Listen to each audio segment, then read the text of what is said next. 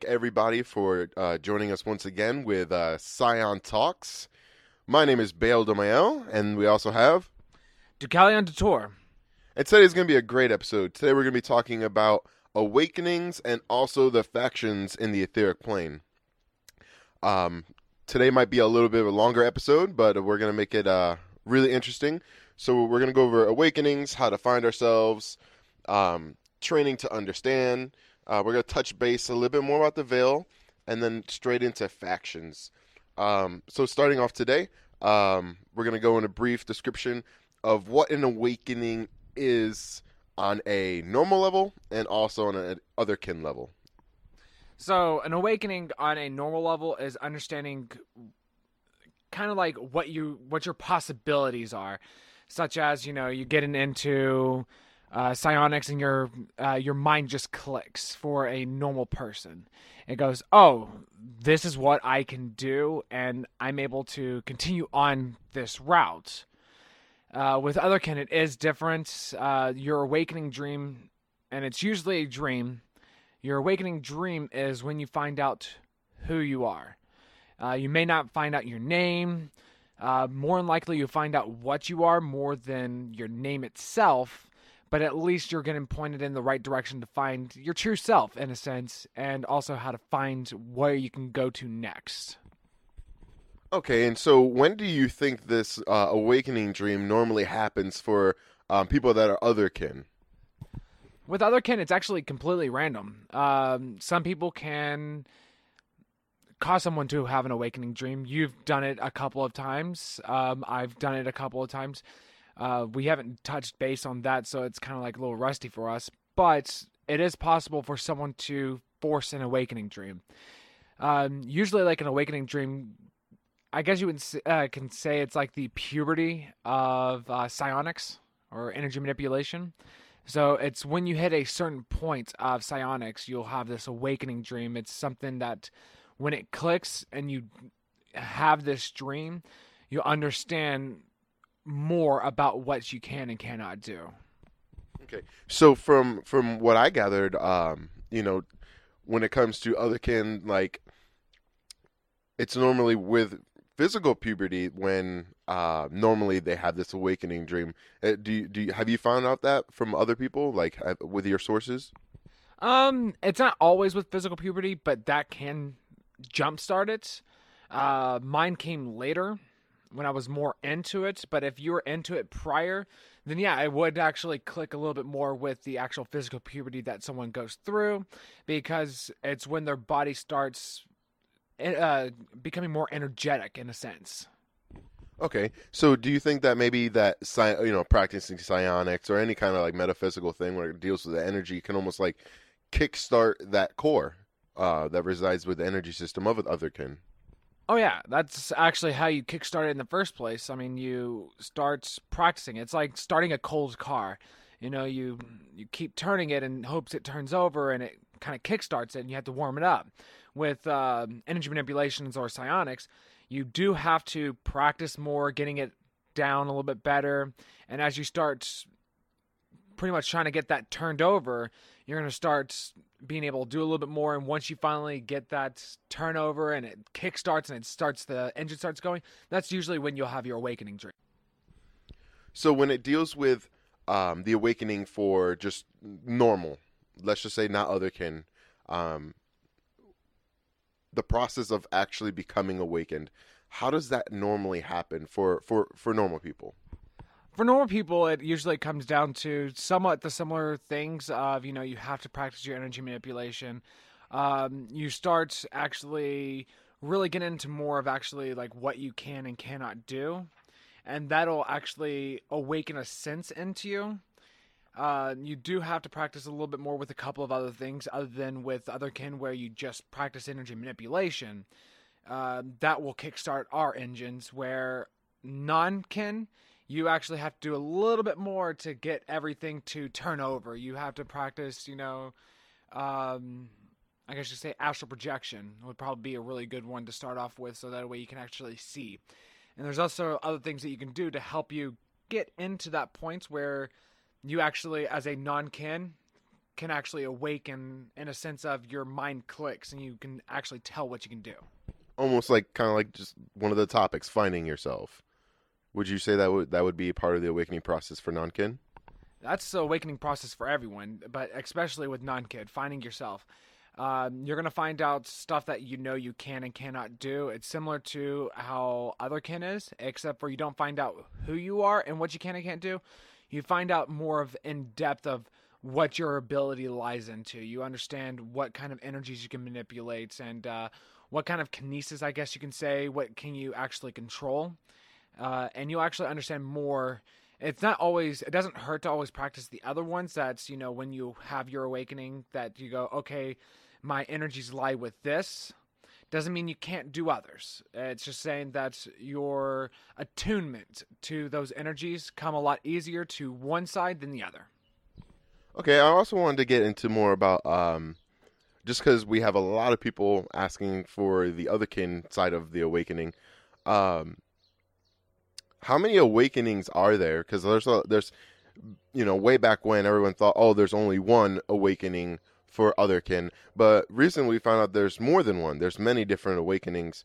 Can you maybe go over like your first awakening in a sense of like you knew your otherkin and now you reached a point where you got your first awakening? How did that play out for you?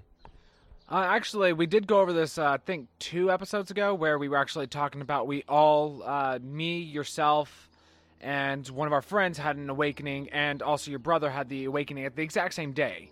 Um, it actually happened later on that night. For you, it was at the court near the pool. Mine was actually when I fell asleep, and all of a sudden I had this really vivid dream, and that's something I don't experience often. But it was an extremely vivid dream of a lot of things going on. I can see everything, but it was all really blurry to me. But it was like, it seemed like everyone was going faster, and it was pretty much like me seeing time happen, and I was standing there viewing over it, and one body in particular kind of shown more in the distance where I can actually see that person better than everyone else. And that's when I figured out it's like, that's me. And I did see myself with the 6 wings and everything like that. And then when I woke up, the last thing I heard from my dream was Deucalion. Or actually at that time, it was kind of weird because it said Dissolution and Deucalion. It was kind of weird. It was really awkward when it said it. So we went with Dissolution at first. And then we kept on looking at the spelling. It's like, nah, that can't be it. It's Deucalion. But it was really weird. It was trying to like, my mind was trying to comprehend something and it wasn't comprehending it correctly. That's the reason why I heard like a dual vocalization of it, if that makes sense. Okay, and also I wanted to with one of the topics of today, it's awakening. It touches base with the awakening and also the veil. How does the veil affect the awakening process? Actually, it affects it a lot. The veil has to be at a point where someone can have an awakening. It has to let that energy through for you to actually have that dream. The veils become gradually weaker, not weak enough for anyone to break, but it's becoming gradually weaker, so more people are experiencing these awakening dreams faster. As you said, that we don't have just one, and that's the bad thing about awakening dreams, because when you think about it, it's supposed to be one. It's supposed to awaken you. I can think it's probably most likely due to the veil, where we have multiple awakening dreams, anywhere from 3 to 10, or maybe even more. The primary 3 that you will have is your awakening of finding who you are, your mind's awakening. You do have the awakening of what you are, so that way you're like your soul's awakening. So more of what makes me different to myself. What personality attributes are different between us? What kind of mannerisms? How do we act differently? And that's your second awakening. And usually your third one is more of an energy awakening. Your energy manipulation kind of gets boosted up due to the understanding. And through the third awakening dream, it usually happens where you have an understanding of more of what's your core and more of who you are. So it's kind of like a mixture of the first two combined with the core energy that you have, and pretty much it doesn't explode and make you super powerful, but you're able to manipulate a lot more at that time after your third awakening. All right, cool. Also, what we're gonna do is we're going to switch now. Awakening is a smaller topic. For those who have any questions more about awakening, you could PM me, Baal, or you could also PM Delusion, and we'll try to answer any more questions. It's a smaller topic, but closing it up, awakenings happen for kin and non-kin. For non-kin, it's more of finding out what you could do, your affinities, past life information, things that that can help you better be yourself.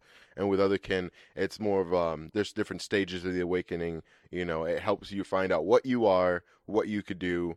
Sometimes you'll get a name. Sometimes it's a little harder to get. And also deals with seals. If a seal breaks, you're more awakened now. But now we're going to switch to the etheric factions. A lot of people don't quite understand etheric as well, but as we stated before, etheric is another plane of existence. It's a spiritual plane. And in that plane, we have different groups, different factions. Each one has their own ideology, has their own morals, everything. And it's almost like little nations inside the etheric. So first we're going to start off with, let's start off with heaven. We say heaven this way so that people can understand what we mean. There's many different names for it, but for now we're going to stick with the classical terms that we know. And heaven is one of the factions and also a location in the etheric plane. I'm going to let you start it off, and you can explain what you know about it, and then I can go into what I know about it. All right, and just so everyone knows that by far we are no experts on the actual factions of that. There are multiple factions. We may leave some out. There may be some that we don't even know yet. We only know the portions that we have seen. Starting with heaven, there is a lot of things in heaven. The way when you actually go to verse and you actually see it, it's a floating island, pretty much. A giant island actually floating around verse as like, you can say like the moon, but a lot closer, and it's kind of like gliding over the surface of verse. They all have their own specialty guards. One of them, I know the one to actually sit there and protect God themselves is the White Swords. That's one of the, like, I guess you can say the guardsmen, the specialized people that he chose himself. There's also a couple other ones. You do have the seraphims, which I call faux seraphims, because they are not true seraphims. They are actually angels that are imbued with seraphim abilities. And those tend to be the white swords are more of the seraphim, and they're kind of like his. From what I've seen, they're kind of like his special forces, if that makes sense.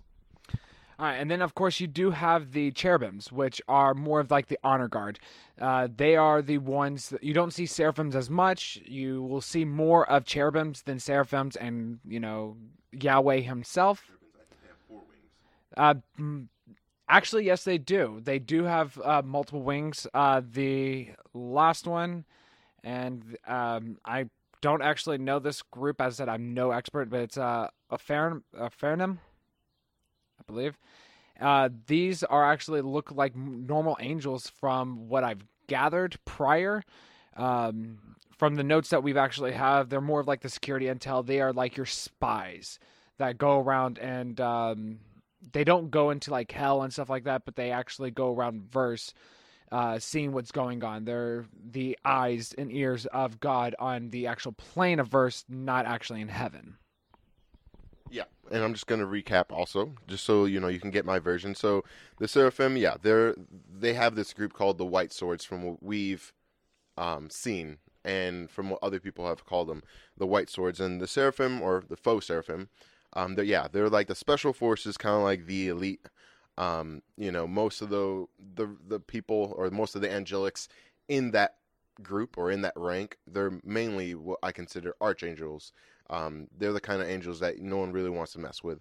And then the cherubim, they are the honor guards. They really stick around in heaven only, and mainly inside. Like if we had to stick a name on it, like the White House of Heaven, where that's where they would be. They would be guarding. And then the Oraphim, they're like security intel. They gather intelligence and they kind of like give it out to the rest. Mind you, these first three are what they call the first sphere. They mainly deal with heaven stuff. Then you have the second sphere. I'm going to go into it, and then you can also go into it. Second sphere, dominions. They're kind of like the lords of heaven. See, heaven is not just like, oh, there's just heaven and that's it. There's heaven and there's actually different kinds of like cities inside heaven. Like one of the major cities from what we gathered is Metatron. It was made by a guy named Metatron, but it's now a city. And so, for example, the dominions are kind of like the mayors of these cities. They kind of like make sure things are running where it needs to be. Then you have the virtues. They actually deal with the reincarnation of beings from heaven back onto the physical, and they also determine who can actually enter heaven. I'll get into a little bit more about this soon, just because I have like a reference of people can like, oh, watch this and you'll kind of understand. But yeah, virtues, they deal with reincarnation and entrance. Then you also have the powers. These are the military commanders of heaven. They get their intel from the Oraphim, and also God gives out his orders. But the powers pretty much deal with the military and like the police force of all of heaven. I'm gonna let DU explain a little bit based on this. So the good thing about the dominions, or actually kind of weird thing about them, is they actually don't look like angels. They actually have a very unique look. That's how you know that they are dominions. And it's based upon what province they're in or what city they are in. You do have, like, in Metatron, the guy there actually has metallic skin, which is really weird. It's like metallic with like black underlining under his eyes. That's it. He does not look like an angel at all. But that's how you can actually pick out between the citizens that live in heaven, the people that actually are the, I guess you would say, warriors, anything from powers and up. That's how you can tell that they are dominions. That's one way you can pick them out really quickly. Virtues, yeah, they do actually deal with the reincarnation between heaven and back to earth, and vice versa. Where you die, you go to heaven. They also have guards for that as well, for depending on what province you actually end up in, or what sector, city you want to call it. It's wherever they actually go into. The ones that actually the virtues guard are the main sectors. So, like, I guess you can say, like, the richer sectors have these virtues, where the other ones actually have a guard from a dominion. Not to say that the places that the virtues are at are the more of the richer places, the more strategic places, but they actually have nicer things there because they take care of the virtues a lot better. For the powers, it straight up is military. They are also, I guess you can say they are like really the police force, because they are actually spread out through every single place, making sure that everything is peaceful. I guess you can say as possible when you have that many people up in heaven. Not to say they've overpopulated again, but there is a lot of people up there, and things do happen. It's not always peaceful up in heaven. Things happen, they're there to stop it, but there's no like casualties or anything like that. It's just more of they go there, they keep the peace. They have an ability that stops everyone. They can't like stop and kill someone, but they stop and everything, just time's still moving, but the physical bodies stop, and they can actually like pretty much control their body to a point where they can make them stand up. That's their part of their ability, is like when they use his ability, you salute them, and that's it. And when that happens, everyone knows you do not do what you're doing anymore, and you're done, which is really kind of cool. Then we do have the third sphere of the heaven faction, I guess you can say, and I'll yeah, for the hierarchy. So the third sphere, they deal with things that that kind of deal with etheric, like below them, not in heaven, but below them on the etheric, and also they deal with the physical plane. And so we have the principalities, which again, this is more of like a military type of sphere. It's underneath the second, but the principalities, they're kind of like, if you had to say field officers, they're the people who go out, from heaven, they descend on to etheric, and they're the ones who go do out, carry out missions, go gather things. And they're more of like the leaders, the generals. Normally, all of them were once again archangels. And then you actually have underneath the principalities, you have the archangels. And the archangels are mainly like, if you had to say that the principalities were kind of like the generals, then the archangels will kind of be like the captains. Now, a lot of people have a misinterpretation that any archangel is like the max. No, archangel is kind of like a rank. It's not a race of angelic. It's more of a rank. And so, to reach archangel means that you have people or angelics underneath of you. So, for example, like, this is the third sphere called archangels. That's just like a rank in a sense. While principalities is another rank. So the third sphere kind of goes down just ranks in a sense. So archangels, yeah, they're like the captains. They give out orders to their people while they get orders from the principalities, while the principalities gets orders from, anybody above them really, or mainly the Orphan. And then underneath that you have normal angelics, just angels. Now, they all have wings. Angelics, like normal angels, only really have two, but they're mainly like the messengers and like kind of like the foot soldiers for anyone else. I'm gonna let Dio talk about this now. All right, so I'm gonna go more of like ways that you can distinctly tell what is what. When you go and you see a principality, you will know that it's a principality. These are people that are at the forefront, so they make sure they stand out. They are decked out in armor, and they're like have gold-plated, gold trim. Each principality has its own design for its own little faction of what the archangels that fall underneath them, stuff like that. So they know they know who they are going to when an archangel needs to go to a principality. They just look for the design on the outfit.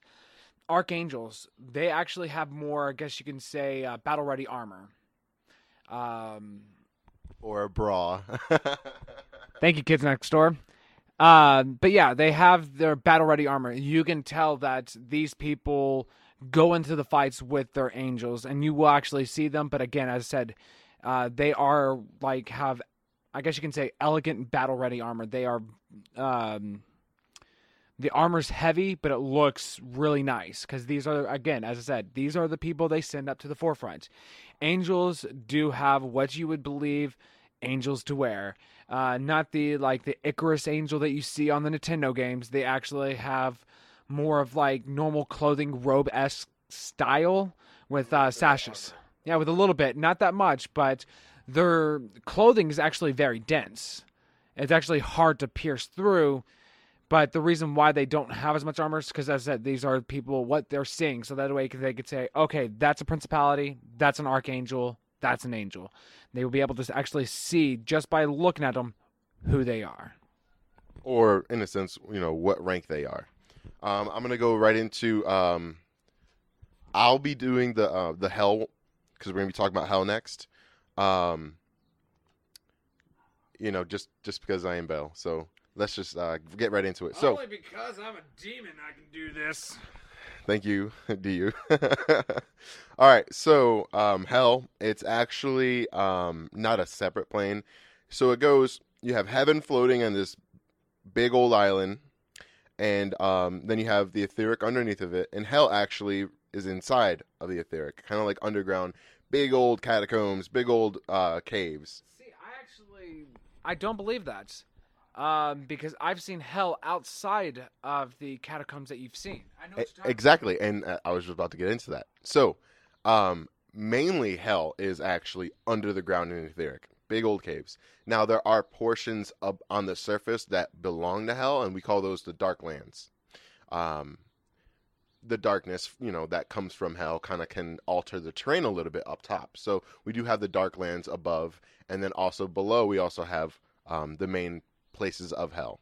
And also, really a funny one, because we do live in Arizona. If we look to the direction of California and you look into verse at that direction, you can actually see the red glow of hell out in the distance. Yes, it's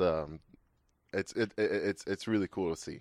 But the hierarchy, how it goes, kind of like what we did with heaven.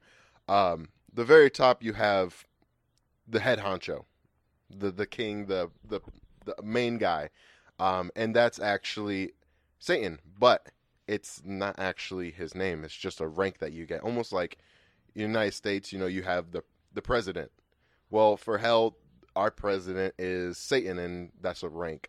So it's not the same guy throughout the whole time. There's different people that can get promoted or even voted in as him. After that, you have what we call the Black Five. Now, this is an English translation, of course, because we really don't call him Black Five, but the Black Five, those are his personal bodyguards. Those guys no one really messes with, and you don't want them to mess with you. Underneath that, you have what we call the Big Seven. These are the seven sins. These are kind of like the people directly underneath of him in this big corporation, if you have to say. These are his seven most powerful demons. Underneath that, mind you, actually, let's go back. So the Big Seven, anything that Satan wants them to do, they'll go do it. Mind you, they can give orders to other people to do it. They really never leave hell, but they can go into etheric and do certain things.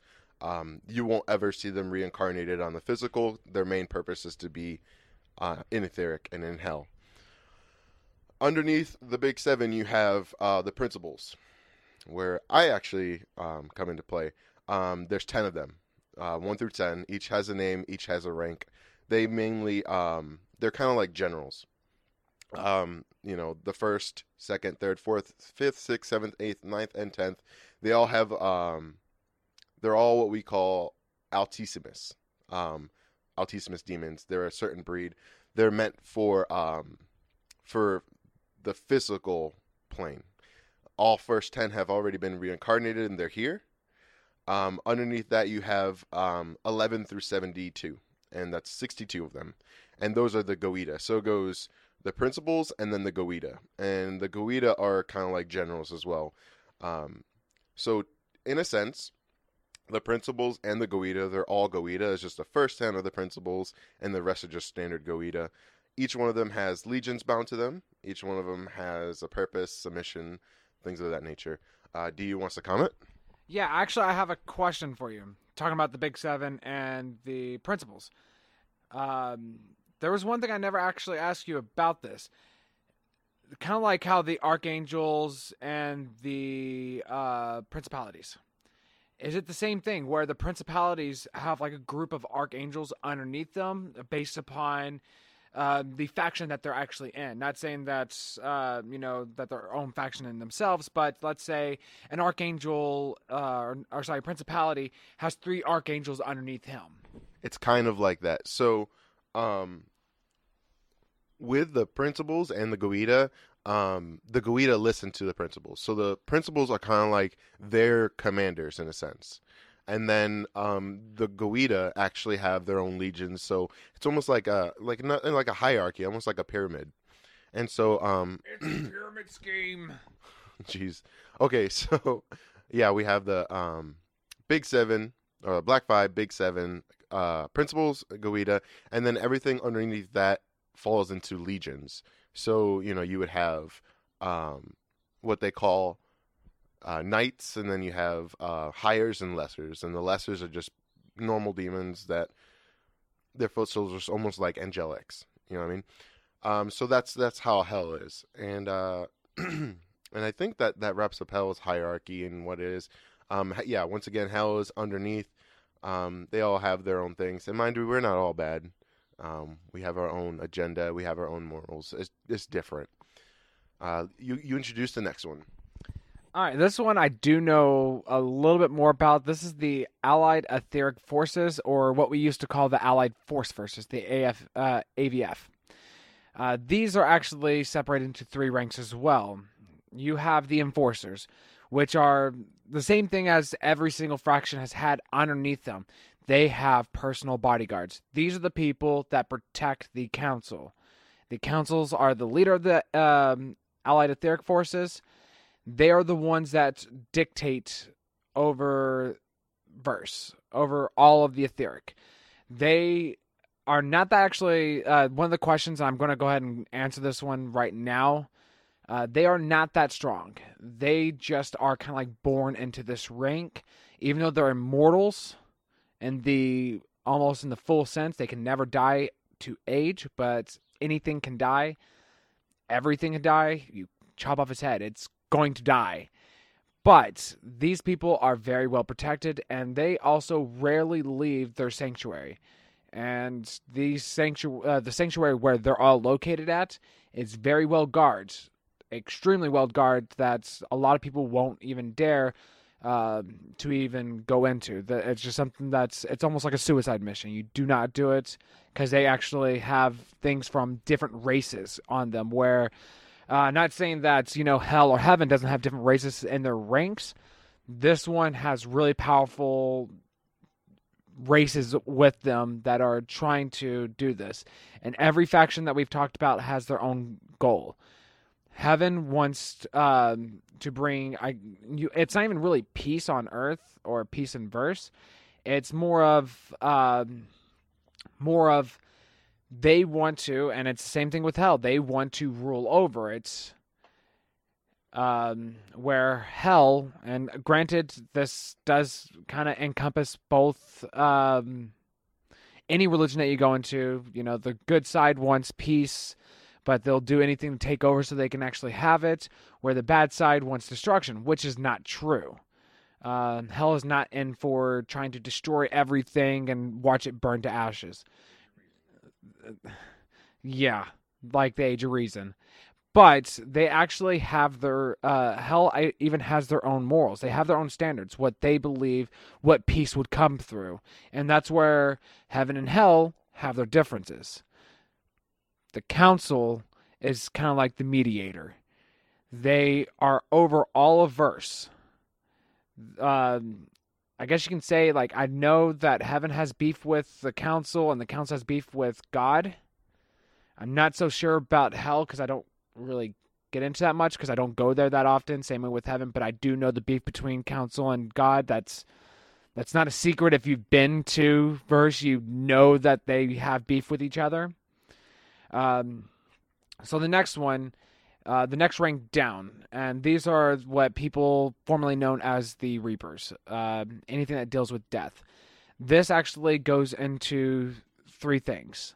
The first one is death himself. No one knows what he truly looks like. So what you see the Grim Reaper or Death being looking like, that isn't even close to even do that. I haven't even seen him myself. I've seen him in his armor, but you can't see him. Like, it's impossible to see what he looks like. But he is the leader of all the forces of the Reapers. The next one down is what is known as the Reapers. There are, can't remember how many I was actually telling you about. I think there's 7 Reapers underneath them, and each Reaper has its own ability. Each ability is very unique to that, and it deals with a form of death. Not saying like, oh, this Reaper can cause drowning to someone. No, they actually have a form of passing someone on from the physical realm to verse. And underneath them are what is known as Grims, and the Grims are the foot soldiers. They're the ones that actually go out to Earth and get the souls and bring them back. The Grims get their abilities from the Reaper. So if the Reaper is meant for extreme pain, every Grim underneath that will have the ability of death through extreme pain. So when you're passing over, you're feeling extreme pain. Not saying that's one of the abilities, that's just a example of that. One of the things about that is, and that's the reason why I want to get into that, is that the Grims themselves, they are actually, the reason why it's called Grim Reaper is because you always see Grim before you see a Reaper. It always comes in that order, so Grim Reaper. When a Grim leaves the forces, they lose the ability. When a Reaper leaves the forces, they keep their ability. It's their own unique ability given to them by death, and death gives them the ability to share it to only the people underneath them while they are a Reaper. And then the last one is the military forces. These are the normal military plus the police of the council. They actually go around. You'll see a lot of them at Lafiki Poli because that's where the council is located at. But they are spread out throughout verse. Okay, and I also just want to do a quick recap on that as well. So you have heaven that's above the etheric world, let's say, and then you have the etheric world. That's where the allied forces are. That's where the council is. So a lot of people ask the question, well, why did they get there? How did they get their power? So I wanted to get into this real quick. If anybody has seen the movie Elysium, you'll kind of get an understanding of how it is in the etheric. So in Elysium, you have the people that are on Earth. They're working, they're doing all these things. A lot of people are sick, and there's a lot of death. There's things that can kill you. And then also in Elysium, you actually have what they call Elysium. It's a big floating, well, it's in space, but it's this paradise that people want to get to. And you have to be really good or really powerful to get into that. So if you've watched the movie Elysium, you'll see that the terrain, the actual surface of the etheric, it's almost like kind of like a representation of etheric. There's people there, but the allied forces are the people on etheric that, hey, you guys need sanctuary, we'll give you sanctuary. We'll fend off, ghouls or whatever it might be out there. And so the people that join in the allied forces are people that they weren't able to make it to heaven. They weren't accepted. So they had to stay on there. In order to get safety, they grouped up. And that was kind of like the beginning formations of the allied forces. And there was a council involved. And, some of those people don't want to go to hell. And so you have like this middle ground. And so I just want to go recap also just on what he went over. So yeah, you have the enforcers. They're kind of also people that make sure that certain beings aren't going to the physical plane or from the physical to the etheric. They're kind of like, the really big police officers. They're kind of like, if you had to put on it, like allied etheric forces are kind of like the UN. And they really do set rules and regulations. They help keep the veil up. They have their own reasons why. And you went over the Reapers, the Grim, and also Death. So I'm not going to cover that. One of the reasons why I know so much about the Reapers is because I did one of my awakening dreams. A lot of my awakening dreams have been knowledge-based, not actually energy-based. One of them was actually showing that I actually used to be a Reaper. So that's the reason why I know more about that than a lot of other people. Okay. And so for the military forces of the council, they're the ones who, when a police action is in effect from the council, they're the ones who are actually going to go enforce it as well. So, they're the military. There's things that heaven has done that the council didn't like, and so there was a fight. The etheric forces fought heaven, and there's been times where they've even fought hell. They're kind of like the middle ground. They're gonna make sure that the law of everything is in order. Is that like Switzerland or what's that? I'm trying to remember the name of like the non-territorial, and I'm trying to. It's a joke about it. It's like Switzerland or Sweden or Finland or something like that. I can't remember what it is. It's like something Lind, and it's people joke around with that a lot at work. I don't know, but if you remember it, then we'll tell them. We'll get back to it. Okay, so yeah, that's the allied forces. You have heaven, hell, allied forces. This next one is we really don't know the name of them. We know what they are. We don't know if they call themselves a certain faction. So. My bad if there's anybody out there that knows more about it, but they're Kiris. The Kiris that's like Keres. The Kiris actually are kind of formed.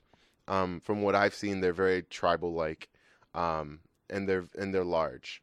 They have many numbers. They don't really like heaven, hell, or allied forces. They're kind of like out there for themselves, and they'll do whatever it takes, or try to do whatever it takes to get whatever it is that they want or need. They're winged creatures. They kind of look humanoid. They got like bluish to black skin, and their tech is kind of old in the standards of Etheric. They're running around with swords, spears, shields, arrows, bows, you name it. They got that kind of gear. They're not really in the Allied forces zones. They're mainly in the outskirts of what we call the wastelands, or in any other place that they've really colonized. So we call them the Curious. There was I think actually like 2-3 years ago,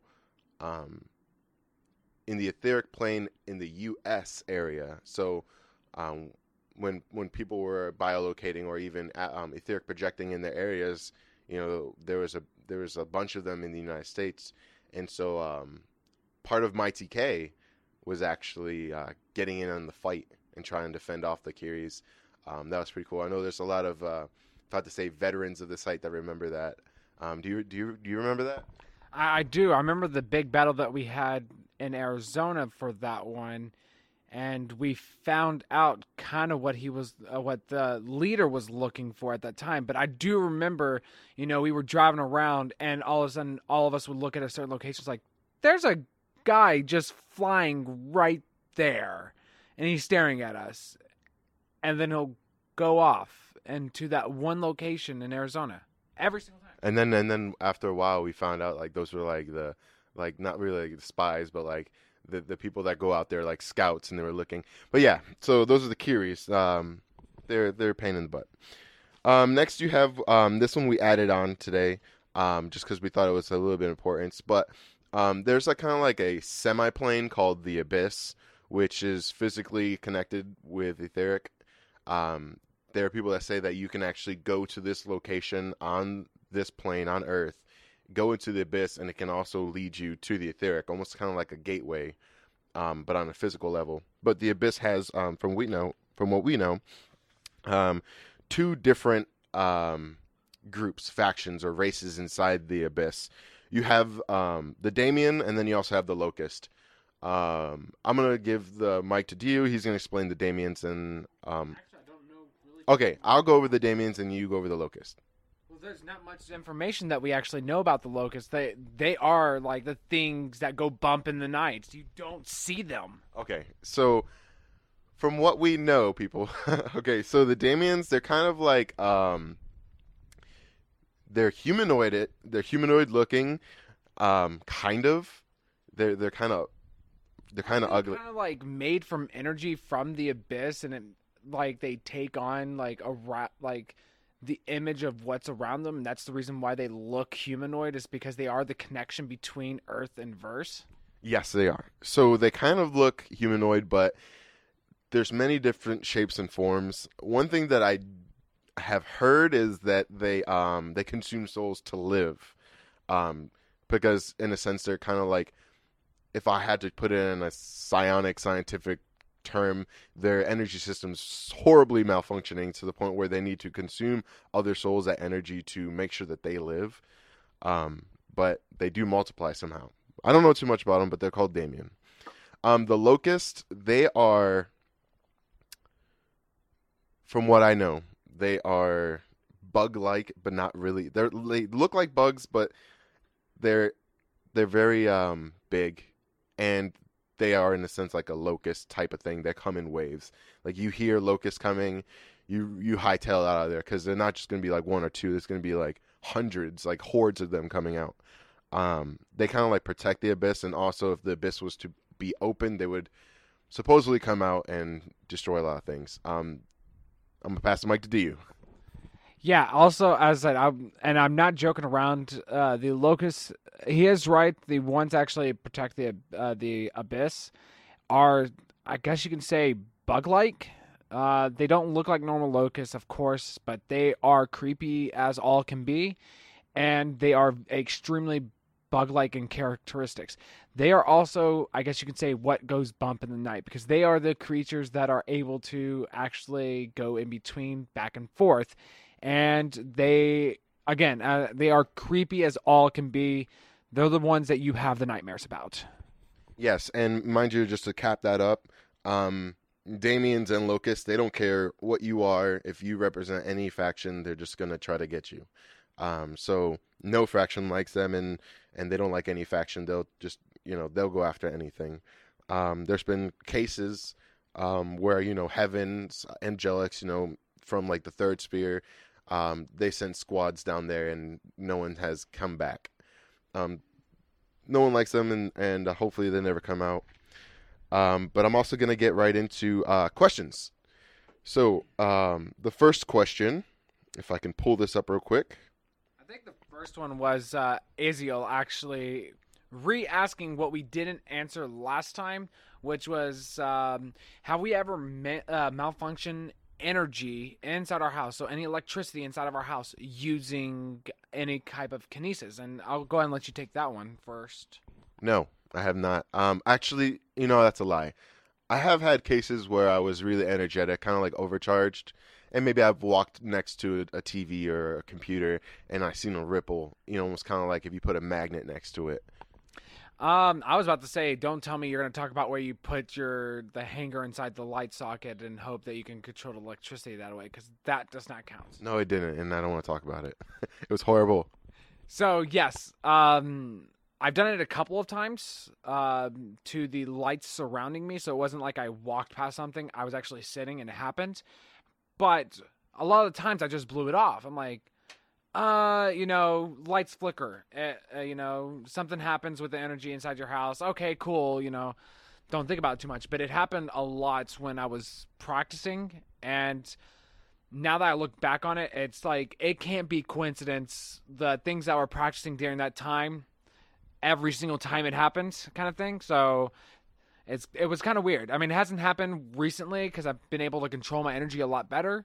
But during that time, I was practicing something, and it did happen. Okay.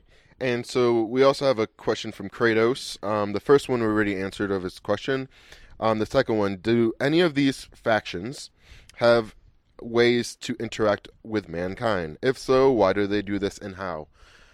To answer that, most factions do actually communicate to beings or people on the physical, but normally it's because they somehow relate to that faction. They have interest in that faction or in that person, actually. So, for example, you might have an angelic who has a message to pass on to someone physical, and they might choose that one person. Or, that person on the physical is otherkin, and so they relay messages. They call that angelic radio and demonic radio communication between here and there. But how do they do it? It's normally through the use of connections, almost like telepathy, or they can actually, the beings there can project as well to the physical, and all that person has to do as well is biolocate or project as well, and they can talk to the being that came over on the other side. Yeah. Also, usually, the majority of the times I've seen it, again, this is what my experiences are, they would actually come down based upon the faction that they're in. So if you have an angelic, you're going to have someone from the angelic faction that'll actually come down. Well, Heaven's faction. Heaven's faction. I call it angelic because they're all angelic. But the Heaven's faction will come down and relay a message, usually by the means of biolocation. You will rarely get an angelic here that'll get a message through the radio system that they have, the telecommunication through that, so they can go, I like that. Telecommunication, telepathy and communication. Exactly. Thank you, phone services. But they actually do like the connections and to be able to make that mind connection and pass on the relay that way. But usually they'll biolocate because that's the best way for them to understand it. So if someone does it through their mind, they're like, oh, that was just me thinking that. It's more of like, hey, I'm here, look at me. Okay, and the next question is from Zyrif. He asks, what is the council's purpose in Ethereal? We actually went over this. Their purpose is to pretty much, what they believe they're doing is keep peace between all factions, between heaven, hell, and verse. And also, I would say the physical as well, trying to keep like a balance of energy. They want to keep beings that are from there, and they kind of want this separation.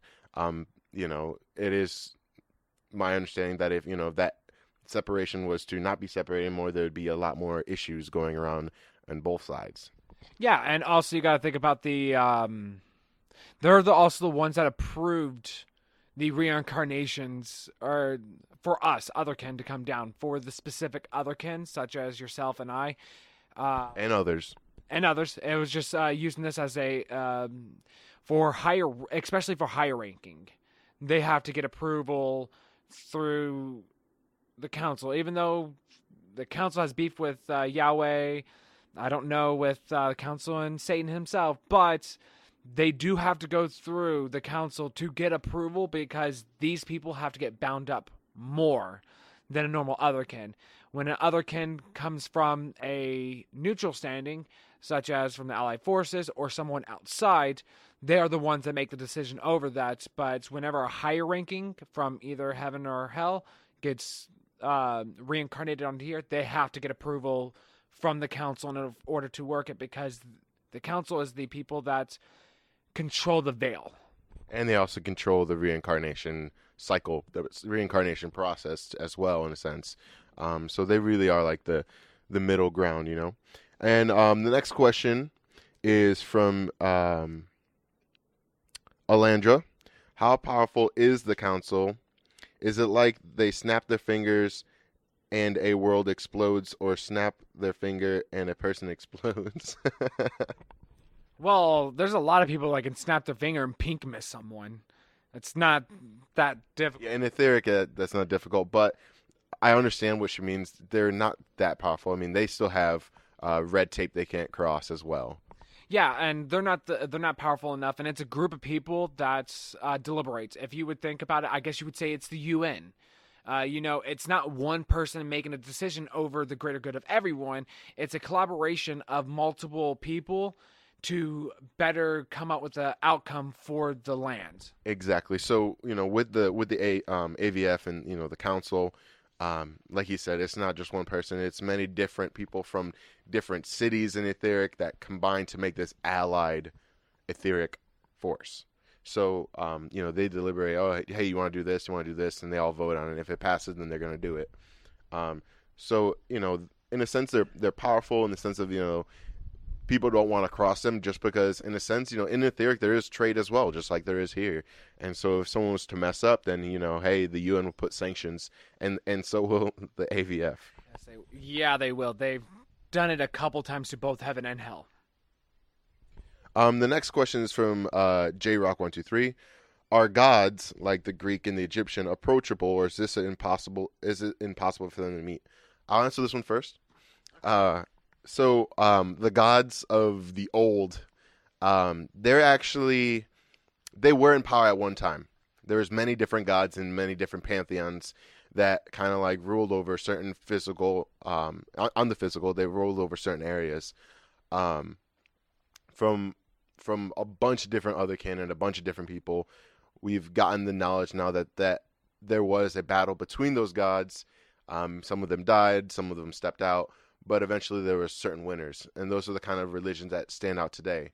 It was a physical battle in many different parts, and then also like this spiritual energetic battle. But if you do happen to find an old god in the Etheric, they're not in power anymore, and most likely they're just going to be like Joe Schmo down in Etheric Lane. They are still powerful, but they're not going to, from what I know, and DU might go against it, but they know what they can do and what they can't do, and who's in power now. Yes, they are approachable to certain people. You have to have a name. Again, coming up to someone being Deucalion, I can go up to them. I have a name that is widely spread. Being Baal, same thing. Widely known, they are approachable. Maybe they might be like, "What are you doing here?" Actually, no. They to me. No, I'm talking about that. Actually, no. They don't judge biased on what's in power now. They judge you because of your ability, the ability to actually have a name that's known throughout everywhere, no matter where that name came from. It's kind of like Ares. He was known for killing people, but they didn't hate him. They were still able to talk to him and everything. He was still like kin to them, even though they didn't too much care for him. But he can go up to any god and approach them and talk to him, and they will talk to him as kin. Same way with anyone with a name that is known throughout the land, kind of thing. If you go to them, they will allow you to approach them. You have to let them allow you to approach them because they are still very powerful. But it's more of out of respect to them. You have to let them allow you to come. Yeah. I mean, if you have like a name of like Kitty Cat Meow Face, they're probably going to be like, get out of here. What are you doing? I'm not going to say anything at all, but that's hilarious. But yeah, I mean, if you're one of the people, as I said, like the council said that you're going to be reincarnated, but you're Joe Schmo from the Badlands. If you try to walk up to one of these gods, they'll be like, you don't belong here, child. Leave me. Where if Gabriel, the Archangel Gabriel. Of the first sphere. Yeah, of the first sphere comes up to them, they will allow him to approach them. And anybody with a name that's actually do that will respect that. I mean, even Satan himself, if he went up to and talked to Zeus, he will respect because he came before him. You know, if Zeus said, I don't want to talk to you, he will respect that and walk away. Yes, he would. Probably a little angry, but it's okay. Yeah, I mean, he'll walk with his tail between his legs. Not really, but, you know, understandably, he's gonna respect his decision. Usually the old gods will not say, I don't want to talk to you. They do like passing their knowledge on to anyone that's willing to listen. They'll just like any other old people. They love talking to people and, you know, passing down their knowledge to better benefit someone else. Exactly. So the next question, it's again from JRock123 because there's 122 people before him. It says, how are the council members decided? This is just a simple answer. They're voted in. They're voted in. There was only one time it was voted in, though. That's the weird thing. As I said, these things are immortal. Actually, a little history lesson about the council. The first council, they were all killed by a certain person who's in power now. I'm not going to go into the details, but they were killed and then chosen again. The council we have now, they were voted in, and so far they're going to be staying in power. Yeah, that's, I guess, a different topic for later dates. But these people were voted in. The council are chosen once, and they stay in power. That's the reason why they were voted in. They were decided to go into that position knowing that these people would be there until death do them part. Yes. So the next question is from Stanley. Is it possible to somehow balance the sound levels? We're working on that. The next question of that is, are the portals between etheric and the physical plane still there? I don't know how you know that, but it's a good question. Actually, I have notes on that. Very extensive notes when it deals with the ley lines, the nodes. And I have a theory, and this theory I want to test out. I definitely would need to be rich in order to do it. But I know, and you can agree with this, that the ley lines and the nodes are the exact same positions if they were on the physical and the etheric. Kind of like they overlay each other. And I believe that it is possible to go to a node center, like where the nodes meet, and actually do have notes on what you would need. In theory, from that position, let's say that you were in Central Park in New York City, and let's just say that there's a node right there.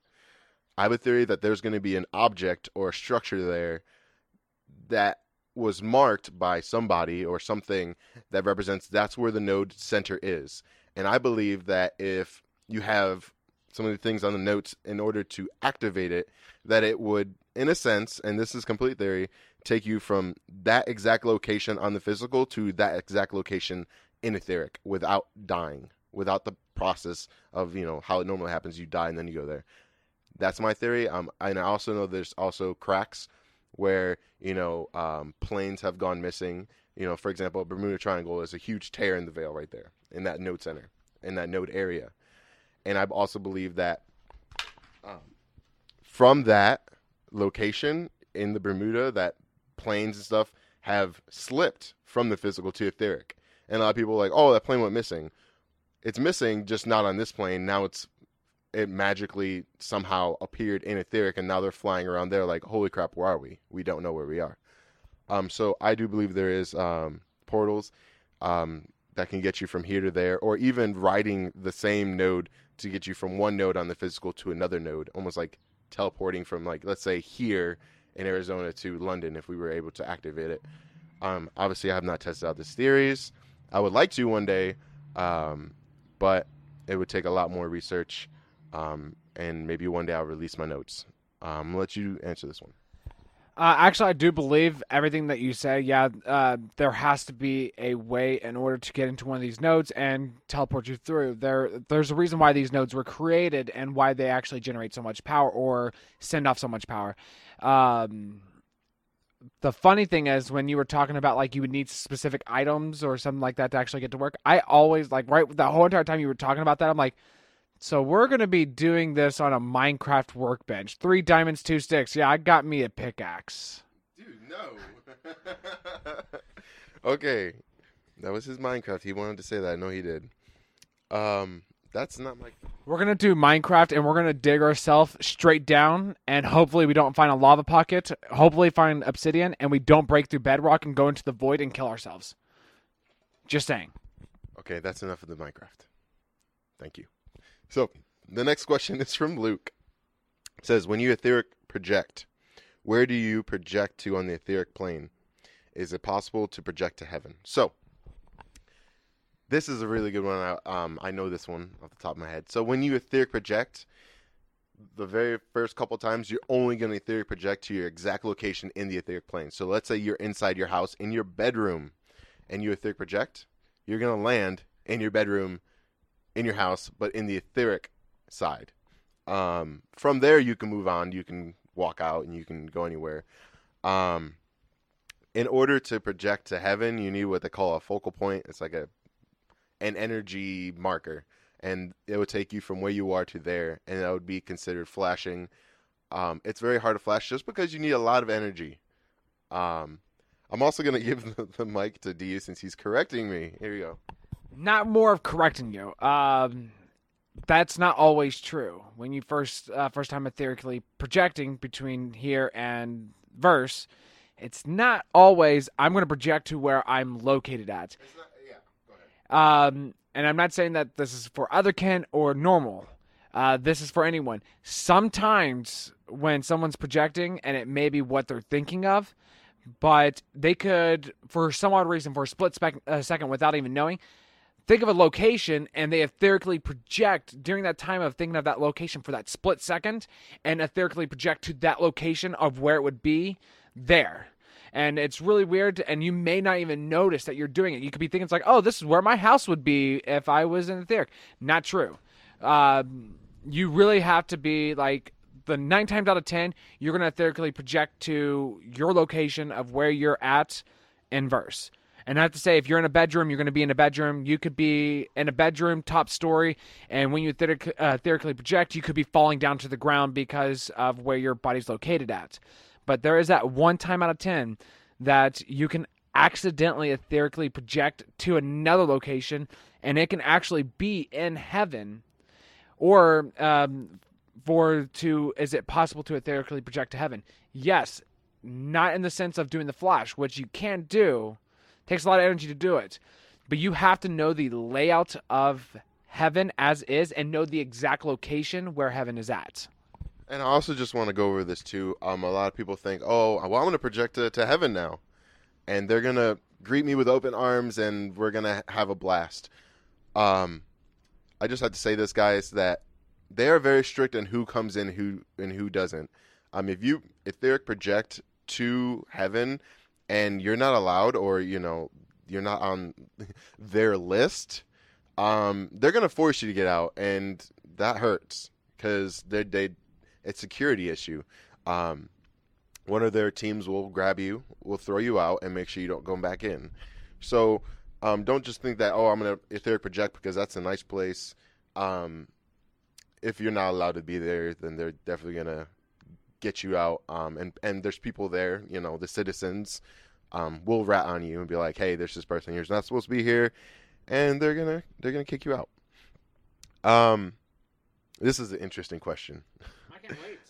What are your views on the Illuminati? I'm personally a non-believer. So I'll answer my version of this. So my views on the Illuminati. Well, first, my view on the Illuminati, like what they are to me. Illuminati are a group and an idea that they want to bring on the New World Order. And to them, the New World Order is kind of like, actually ties into what I believe the Age of Reason.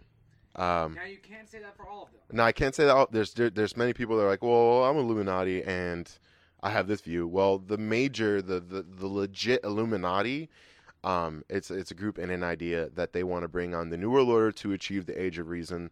If you don't know what the Age of Reason is, then just PM me. I'll tell you a little bit about it. But when it boils down to good or bad, I always say it's an opinion. What's good to one person could be bad for another. What's bad for one person could be good. There is no good and bad to me. There's survival. But the Illuminati, they have their own agenda. And to the majority of society, their agenda could be immoral. But to them, it's immoral for a good thing, for the greater good. You don't have to believe in it. As you said, I personally am a non-believer, and that is perfectly okay because that's exactly what they want you to be. This way, they can do whatever they want, and if you're not a believer, then it don't really matter. If you're a believer, then that totally means that you're with them, and then all is good and dandy. Not really. Being a believer of the Illuminati does not mean it's all good and dandy. When you find out what the Age of Reasoning is, you'll understand my output on the whole thought of it, and especially their view of what the Age of Reasoning is. It is not just immoral for a good thing; it's extremely immoral, but it has good meaning behind it. I will give it that. I'm not gonna say that that's a terrible thing, even though morally speaking, it is horrendous. But for what it stands for, the actual meaning behind it actually has good meaning behind it. It's just, I possibly cannot. I'm a whole believer. Me and Baal have had many conversations about this. Many debates about this and how I see it's implausible, but from what I've read and understood from what I can find and also what I've learned and, life and stuff and things, the way they see the Age of Reasoning, this is where the Age of Reasonings can be good, but in their sense, it's terrible. And I honestly mean it's in their sense it's terrible just because of whenever I think about it, it's like the wealthy is good, the non-wealthy is bad. You have to be powerful in order to sustain through the Age of Reasoning. Because as I said, there's something that if you do want to know about it, you can message Baal, or there's a powerful, powerful search engine out there. It's called Google's, and you can look it up. Almighty Google. Here, let me Google that for you. Yes. So the next question is from, once again, JG Rock 123. 122 more before him. Exactly. So, is it possible to visit dead people and such as relatives or famous people or friends in the etheric plane? So, yes. If they have passed on, then there's most chances that they are etheric or they got eaten by a ghoul. But I'm just gonna. That was a joke. Not really a joke, but anyway. If your family or someone you know has passed on, they are an etheric. Now, they could be in hell, they could be in heaven, or they could be in just etheric in the medium.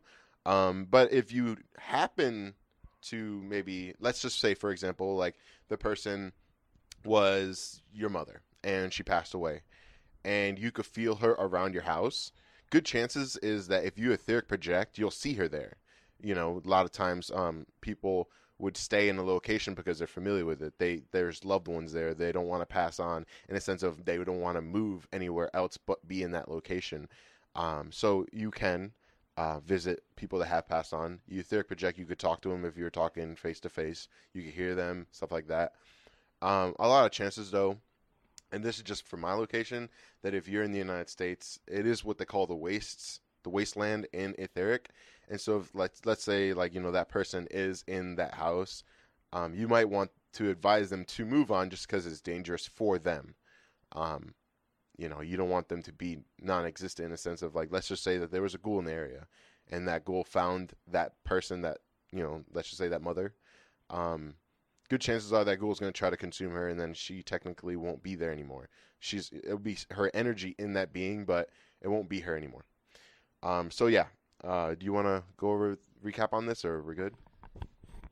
Short answer, yes. Long answer, yes. Thank you. So let's see. The next question is from Arnie, because I'm just gonna go by the I'm not going to say the name.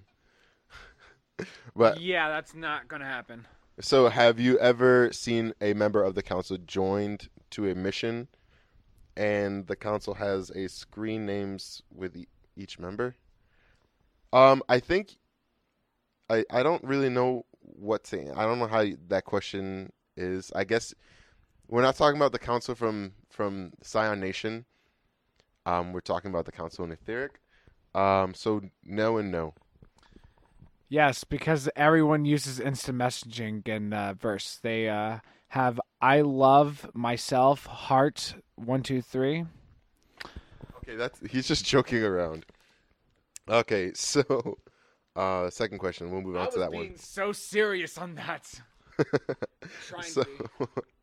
I don't know if it's okay to answer this, but how many groups are in hell? Many. Just because a group could be anything. Hundreds, thousands, maybe. Posses. They have a cooking group. They have a show and tell group. And once again, I am joking. Do they have a sewing group? I think they might have a sewing group, and they have I love ponies. Oh, that would be amazing.